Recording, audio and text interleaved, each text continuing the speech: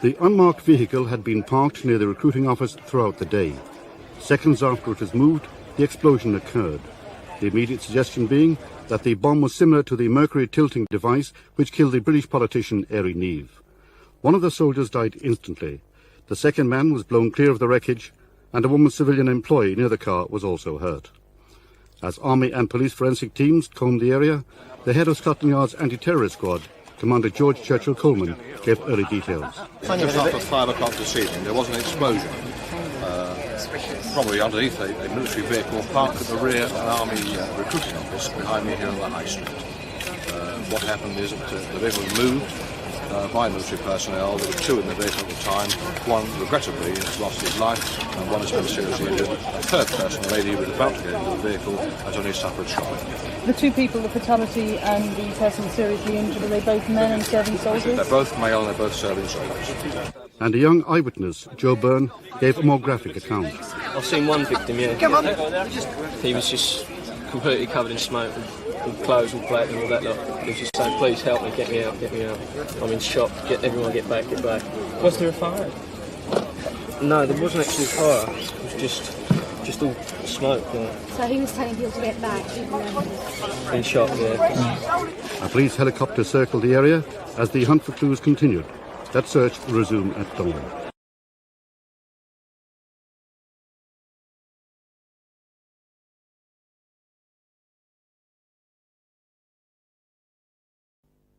The opposition leader led MPs in condemning last night's bombing, in which Sergeant Charles Chapman died, and pledged that no British government would give in to such acts. That the whole House is united in its condemnation of the terrorist bombings this week. And that the whole House will want to offer condolences to the family of Sergeant Chapman, who was murdered yesterday, and to all who have been injured.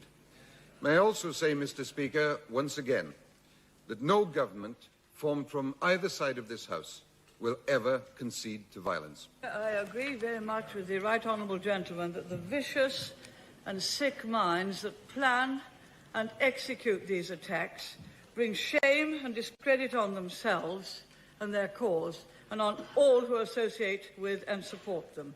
The fact is that they all have a full democratic vote, which they can exercise in just the same way as anyone else. Because they don't like the result, they try to bomb and maim people out of it. We cannot tolerate that, and must do all in our power, and will do all in our power, to fight these terrible, brutal attacks and to restore order once again and full democracy to Northern Ireland, and of course here, where they're now trying to pursue their deadly attacks. Later, Tory MP Ian Gow, who resigned his junior ministerial post over the Anglo-Irish agreement, pressed Mrs Thatcher on Irish extradition arrangements. If those suspected of responsibility for these attacks in London should escape to the Irish Republic in the belief, understandable, that they would find safe haven there, how confident is my right honourable friend that a proper request for extradition would be upheld by the Irish Supreme Court? Mr. Speaker, I wish I could answer my honourable friend that I would be confident that an extradition order would be upheld. I cannot do so, as he knows, and it is vital, if justice is to be meted out, that we must be able to extradite people so they have no safe haven in the Irish Republic. It is also vital from the viewpoint of our police and all citizens in this country and Northern Ireland that we fully support the Prevention of Terrorism Act.